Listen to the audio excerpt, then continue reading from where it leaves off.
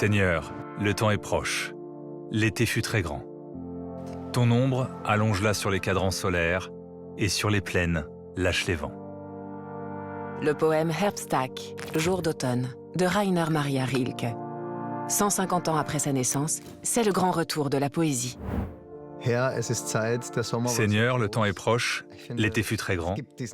Le jour où souffle le premier vent frais de l'automne, je ne peux m'empêcher de penser que l'été a été très grand. Pourquoi les vers de Rilke touchent-ils toujours autant de gens? C'est essentiel pour lui d'écrire, donc il y a une sincérité avec ça. Et donc je trouve que c'est ça qu'on recherche, non? La sincérité, quoi. Cette promesse d'un autre temps, où les sentiments étaient encore authentiques. À l'ère de la mode des réseaux sociaux, les vers de Rilke ne sont pas les seuls à trouver un nouveau public.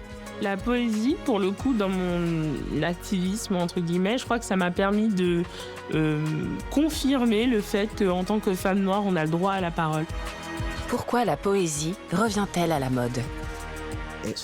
C'est la porte d'entrée d'un état émotionnel. Et on demande au public ou au lecteur d'emprunter cette porte pour rentrer dans le monde que l'on fait naître, quel qu'il soit.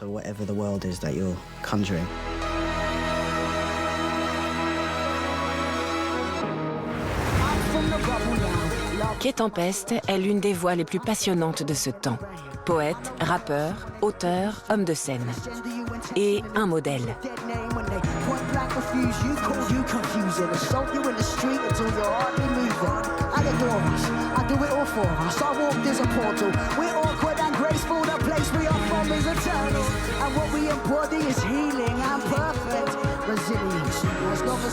Le Britannique est actuellement en grande tournée européenne. Son deuxième roman, Having Spent Life Seeking, Passer ma vie à chercher, paraîtra dans quelques mois. Un poète l'a particulièrement inspiré, Rilke. C'est pour moi? Oh, merci beaucoup. C'est comme une éducation spirituelle, Rilke. Hein? Sa poésie est un peu... Elle active cette dimension spirituelle. En fait, le roman commence avec une citation de Rilke. Il est cher à mon cœur, oui. Dans un poème, il y a tellement de choses sous la surface. Un grand poète dit deux mots, et en dessous, il y a toute cette forme indéfinie qui vous suggère ce que sera toute votre vie. Un poème peut ne faire que 8 vers, et dans ces 8 vers, c'est comme si le texte voulait forcer la porte.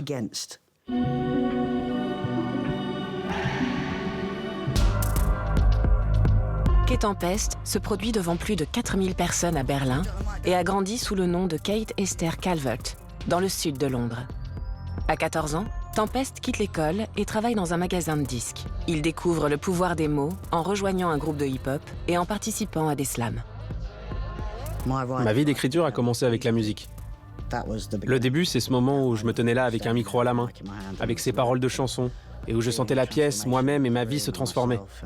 Pour moi, l'écriture, c'est de la musique.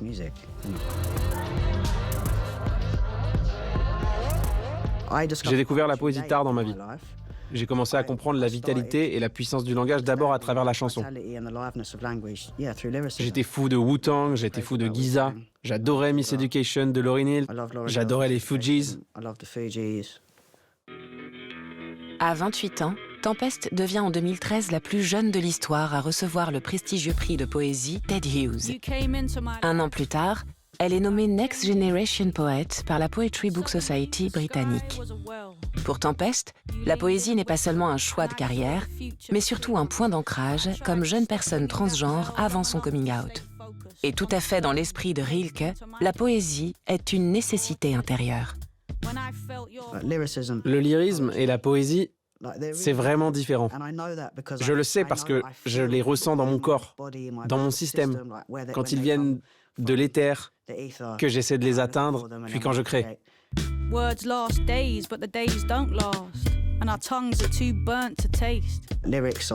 Les chansons, c'est dans l'oreille, dans la bouche. La poésie, c'est plus profond. Ça se passe dans la poitrine et dans le plexus solaire. Et le roman, c'est encore au-dessus, c'est tout en haut, c'est même au-dessus de ma tête. La plupart du temps, Quai Tempest travaille en parallèle sur plusieurs projets et fait des expériences. Dans son dernier album, Self-Titled, Quai explore de nouvelles voies.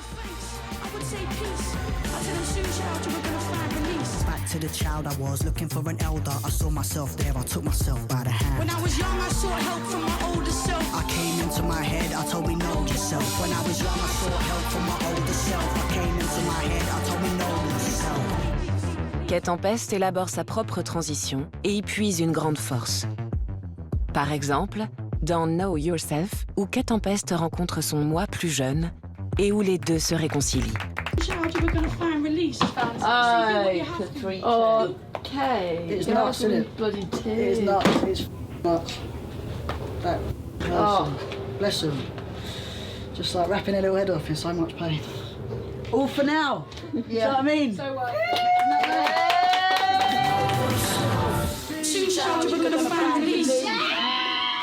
D'où me sont venues les paroles de mes chansons? C'est un peu d'un moi plus ancien, ou plus élevé, qui m'offrait des instructions, des conseils. C'est comme ça que j'ai compris ce qui se passait dans mes chansons. Et ce qui est étonnant avec cet album, c'est que toute ma vie, je m'étais dit, bon, maintenant je suis plus vieux, pourtant je ne suis pas remonté dans le temps. Qui pouvait être cette personne? À qui appartenait? D'où venait cette voix? Et avec cet album, je suis vraiment remonté en arrière. Il y a eu un moment au studio où tout d'un coup je me suis dit, ça y est, c'est maintenant. Là, je suis remonté dans le temps. C'est un album lyrique qui vise à donner de la force dans les moments difficiles, tant sur le plan personnel que social.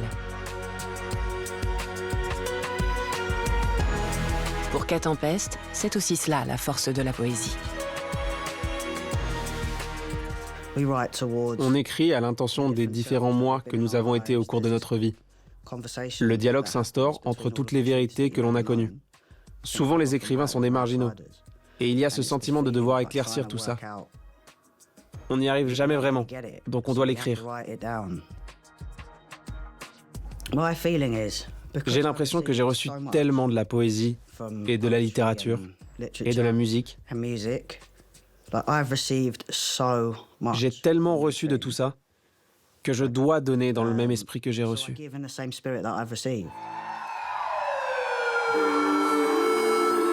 They never wanted people like me round here. But when I'm dead, they'll put my statue in the square. They used to tell their children not to stare. But when I'm dead, they'll put my statue in the square. Yeah, they're 10 a penny, we're rare. And when we're dead, my friends, they'll put our statues in the square. It's okay, they can shake their heads in despair. We have been here from the start, and we ain't going nowhere.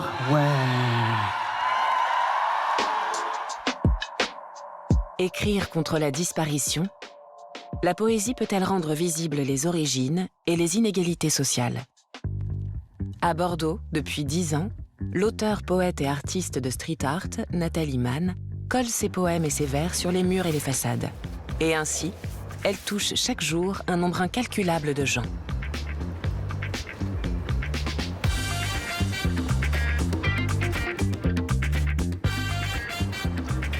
Bonjour, excusez-moi, vous avez pris la photo du texte là? Oui. Vous l'avez lu un peu avant ou... Bah, c'est le poème en fait. Je trouve ça, ça change. Parce que moi, je fais du graffiti et de voir en fait un autre style d'art, ça me plaît. Je veux le frigo plein, je veux la mer, la montagne, je veux le calme. Je veux les arbres, la brise, l'oiseau. Je veux la vue, l'horizon. Je veux le soleil, je veux les sorties, je veux les amis, je veux les découvertes que tu gardes que pour toi. Je veux des chaussettes neuves et des chaussures imperméables. Je veux des draps repassés et moi aussi dire « tout va bien ». C'est ce qu'on cherche tous en vrai. Bah, aujourd'hui, bon, avec ce qui se passe dans notre monde et de ça c'est ce qu'on veut tous, juste la paix et voilà, profiter de la vie. C'est pas compliqué. J'aime vraiment l'espace public. Ça s'expose à n'importe qui, à quiconque passe par là. Et je crois que cette quiconque qui passe par là, c'est quand même incroyable ça. Nathalie Mann raconte ses conditions de vie, la pauvreté et les problèmes sociaux. Des textes visibles dans toute la ville. Les commentaires et les réponses taguées sont les bienvenus, même s'ils sont durs. j'ai aussi des mauvaises rencontres et des gens qui avaient envie de m'assassiner. Enfin, je dis ça comme ça, c'est un peu hardcore, mais qui avaient envie de me taper en tout cas. Rien de tout ça ne décourage Nathalie. Elle colle ses poèmes partout où elle passe. En voyage, elle les laisse dans des lieux inconnus, même si c'est loin de chez elle. L'écriture poétique est un raccourci pour atteindre les gens. Je crois que c'était une manière de dire les choses de façon le plus simple, le plus directe, sans trop de froufrou, sans trop de détours, mais aussi qui demande une certaine réflexion, il faut un recul vis-à-vis de ce qu'on vit, je trouve. J'aimais ça, j'aimais comme une espèce d'essence ou de liqueur de quelque chose, voilà, et qui demande une grande concentration. Nathalie a écrit ses premiers poèmes dès l'enfance, inspirée par Rilke. Lui aussi observait attentivement son époque et voulait que les gens prennent davantage conscience de la réalité. Un poème sur la solitude. Que tu sois environné par le chant d'une lampe ou par la voix de la tempête, par le souffle du soir ou le gémissement de la mer, toujours veille derrière toi une vaste mélodie, tissée de 1000 voix, où de temps à autre seulement ton solo trouve place. Savoir quand tu dois intervenir dans le cœur, c'est le secret de ta solitude. De même que c'est l'art de la relation véritable. Se laisser tomber de la hauteur des mots dans l'unique et commune mélodie. Comme beaucoup de poètes de son époque, Rilke est issu d'une famille bourgeoise. Nathalie, elle, a grandi avec sa mère dans un logement social du quartier ouvrier du Grand Parc. À l'époque, elle s'intéresse au basket-ball, puis très vite aussi à la poésie. J'étais souvent seule en fait, et donc c'est la seule chose qui coûtait pas d'argent, parce que c'était dans les cahiers avec un crayon, un stylo, vraiment, et parce que c'était une manière de passer le temps. On va dire que c'était ça au début. Puis après, bah oui, les épreuves de la vie, les injustices qu'on voit, qu'on subit, on veut les raconter. Une manière aussi d'être dans un autre réel, de dire attends, mais moi j'aime pas ce réel-là, je veux une autre réalité. Ça me plaît pas, ça me convient pas, je veux dépasser ça. Mais la poésie n'a pas libéré Nathalie Mann d'une vie précaire. Au contraire. Beaucoup de poètes que je connais ont un métier à côté en plus, quoi. Tu vois. Et ça les préserve aussi de cette précarité, de ce besoin. Et peut-être que, je pense, ça leur donne une liberté aussi. Ce milieu est tellement aussi... Enfin, il n'y a pas beaucoup d'argent. Depuis 2024, un des poèmes de Nathalie est exposé en toute légalité à Bordeaux, car elle a gagné un concours. Un artisan d'art a pu immortaliser ses vers sous forme de mosaïque. Une reconnaissance publique qui compte beaucoup pour elle. Ça fait énormément plaisir parce que l'espace public est important pour moi. Et je me dis, tiens, on pourra toujours le lire. T'es trop fière, quoi. Voilà, en fait, c'est ça, c'est la fierté.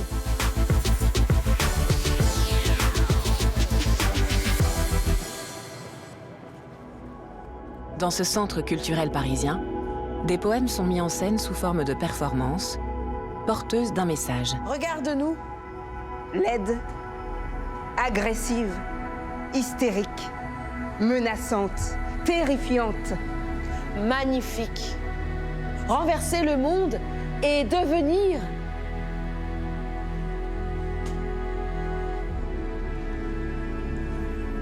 Devenir le centre de l'univers. À chaque fois que je vois le spectacle, je pleure.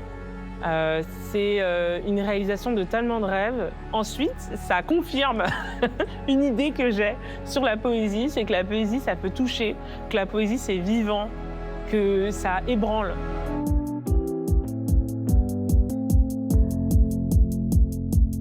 Poétesse, blogueuse et afroféministe, la franco-camerounaise Kiyemis a électrisé la scène poétique française en 2018 avec son premier recueil. Des textes sur la migration, le racisme, l'amour et l'affirmation de soi. La poésie, pour le coup, dans mon activisme, entre guillemets, je crois que ça m'a permis de confirmer le fait qu'en tant que femme noire, on a le droit à la parole. Et au-delà de la parole, on a le droit de prendre toute la place. On peut exister évidemment comme personnes qui ont vécu de la discrimination, etc. Mais aussi on peut exister comme créatrice de colère, de révolte, de révolution, d'amour.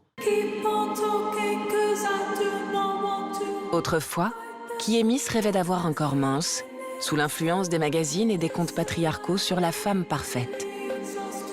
Aujourd'hui, ses poèmes lui permettent de faire entendre sa voix avec assurance.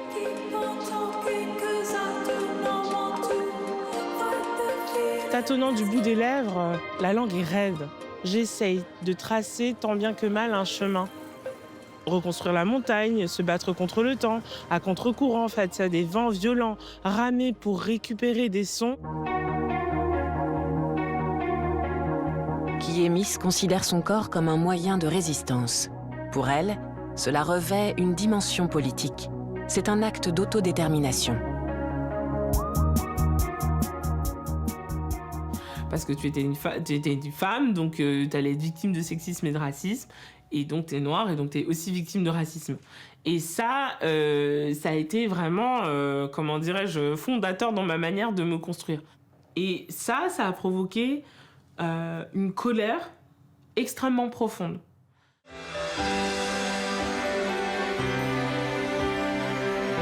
Jeune fille, ne correspondant pas aux critères de beauté habituels, elle n'a pas eu la vie facile, en particulier dans les quartiers bourgeois de Paris.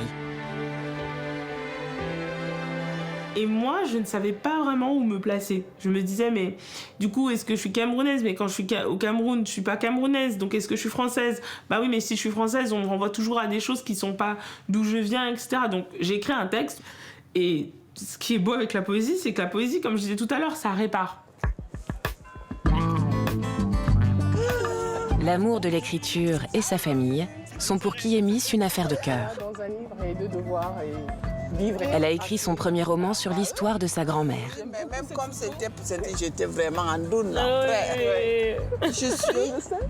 Je suis arrivée en France avec ma fille, elle avait 8 ans. J'ai commencé la bagarre, jusqu'à ce que ma fille, elle a fait des grandes études. Je suis trop fière d'elle. Kiemis a même sa propre émission consacrée à la poésie. Elle y discute des difficultés auxquelles les femmes poètes particulièrement sont confrontées. J'accueille Rim Battal. Je suis ravie d'être avec toi, Rim. Première question, à partir de quand tu t'es dit poétesse ou poète?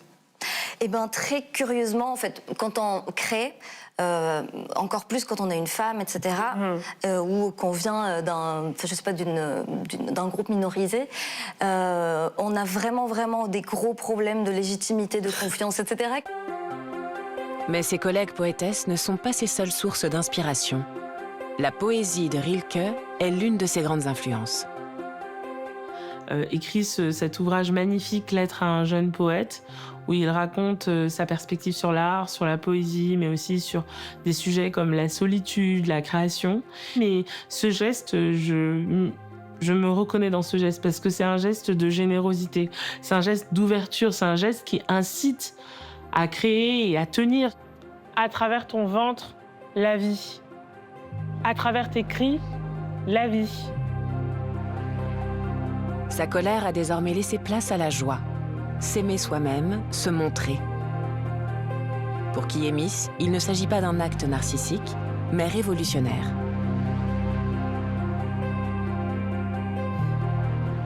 À travers tes yeux, la vie. À travers tes rires, la vie.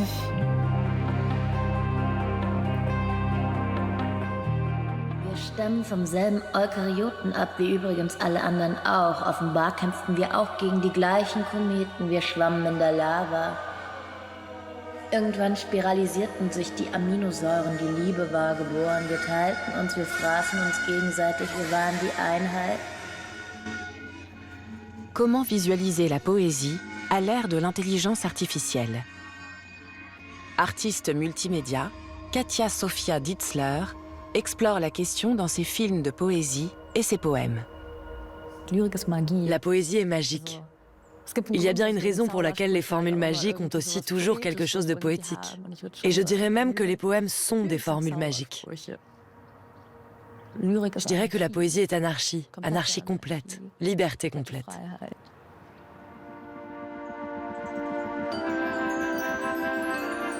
Ich muss endlich schlafen, während ich Hypnose-Videos auf YouTube höre, die mein Mindset zu dem einer Rich Bitch, eines Girlbosses transfigurieren. Die Menschen finden immer neue Namen für dieselben Sternbilder. Mein Sternzeichen Mème, archétype féminin, mythe d'Europe de l'Est, font la matière des films de poésie de Katia Sofia Ditzler. Les œuvres ont été présentées dans des festivals renommés, mais aussi dans des galeries d'art, comme ici, à Berlin. Elle appartient à cette scène internationale de cinéma poétique en pleine expansion. Ditzler a étudié l'écriture à Leipzig, où elle a découvert non seulement son amour pour la poésie, mais aussi pour le cinéma poétique. Quand j'ai découvert qu'il existait des films de poésie, ça a été un peu comme une révélation. Je me suis dit, oh, il peut y avoir tout ce qui m'intéresse là-dedans. Parce que je me suis toujours intéressée à la question de savoir comment on peut, justement, sortir le texte de la page imprimée. Et j'ai toujours trouvé ça un peu frustrant de devoir choisir.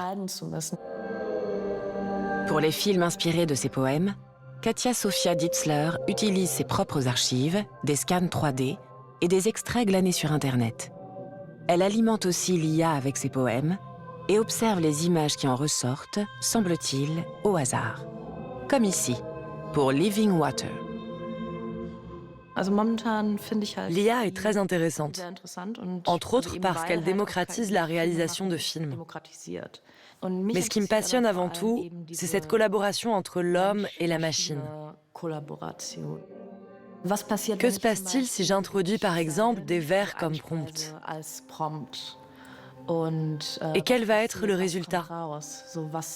Que me dira l'IA sur ce qu'elle voit? Et c'est justement ce qui est captivant. Le fait que l'IA soit un peu comme un oracle. Katia Sofia Ditzler et l'artiste multimédia Lyudmila Ziversky démontrent que les films poétiques ne fonctionnent pas uniquement dans les festivals de cinéma et les galeries d'art. Elles ont produit un film de poésie sur le thème de la démocratie et de la liberté, destiné à l'espace public. Il a été projeté sur la façade d'un bâtiment pendant le Festival des Lumières de Leipzig en 2024. Wir schürfen die Zukunft. Erz aus unschuldigen Bergwerken, Kohle aus geschändeten Tagebauen. Je pense que c'est en fait la raison d'être de la poésie. La poésie est là pour être diffusée dans l'espace public. Je vois l'effet que la langue a sur les gens. Tout à coup, il y a une atmosphère particulière. La ville s'anime. Tout à coup, cette façade s'anime. Le mémorial soviétique à Berlin-Treptow. Ditzler travaille actuellement sur un nouveau projet consacré aux mythologies politiques de l'Europe de l'Est et à la propagande politique.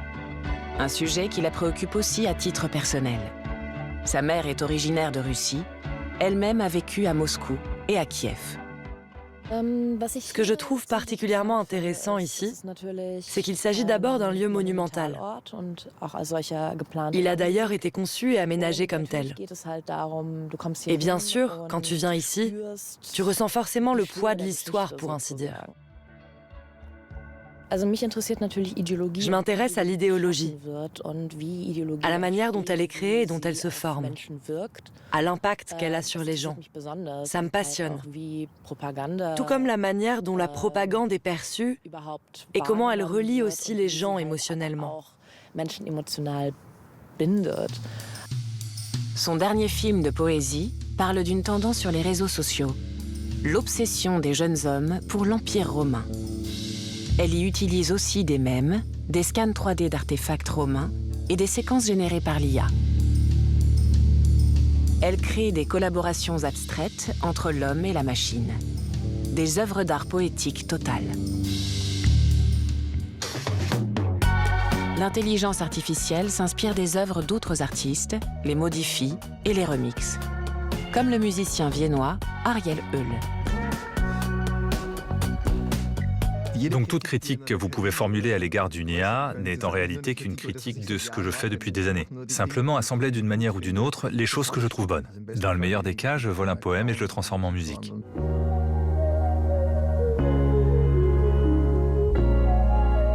Ses chansons mêlent pop et poésie. Ariel Eul ne sait ni lire ni écrire la musique, il ne compose pas non plus, mais il a un sens aigu de la langue et des mélodies.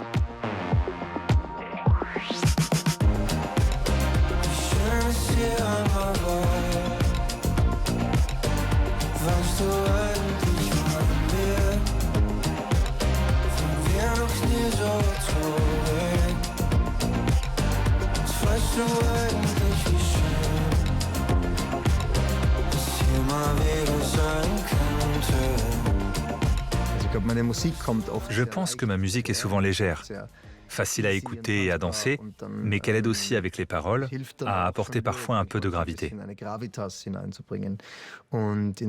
Les textes parlent beaucoup de la mort, de la politique, des choses que l'on regrette.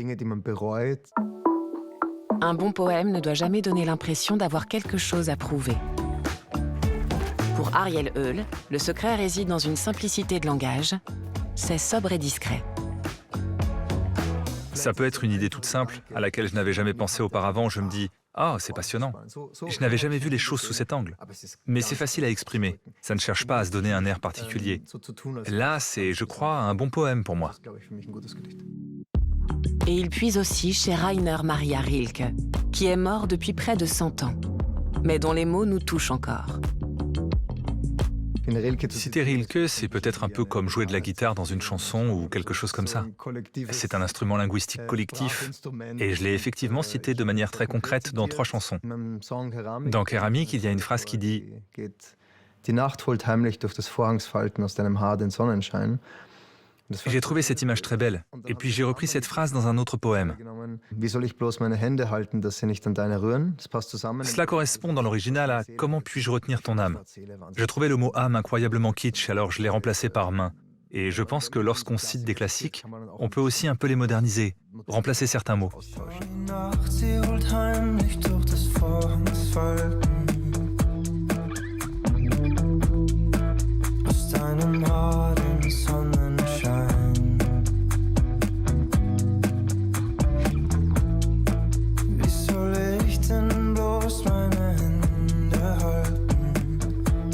Les citations de Rilke sont dans l'air du temps. Le poète autrichien connaît un engouement sur les réseaux sociaux. Peut-être parce qu'il satisfait une soif de sentiments authentiques.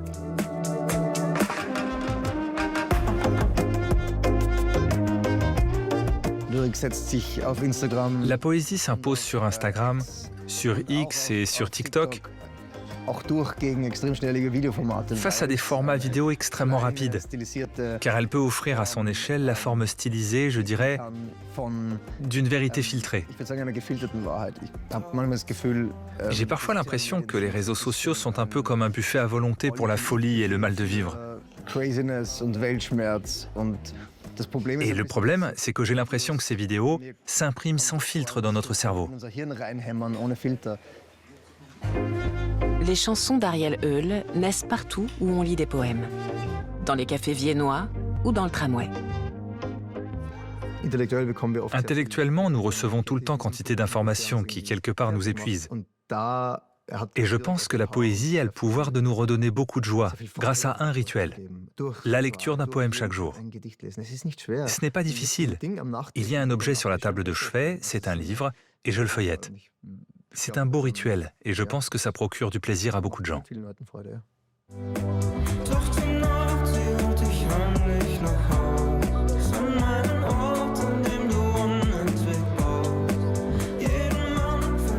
Laissez les mots agir. Entre Rilke et Instagram, une chose est claire. La poésie n'a jamais disparu. Elle a changé de scène, c'est tout. La poésie est présente dans nos flux, elle fait partie intégrante de toute performance artistique, et elle se retrouve sur nos murs.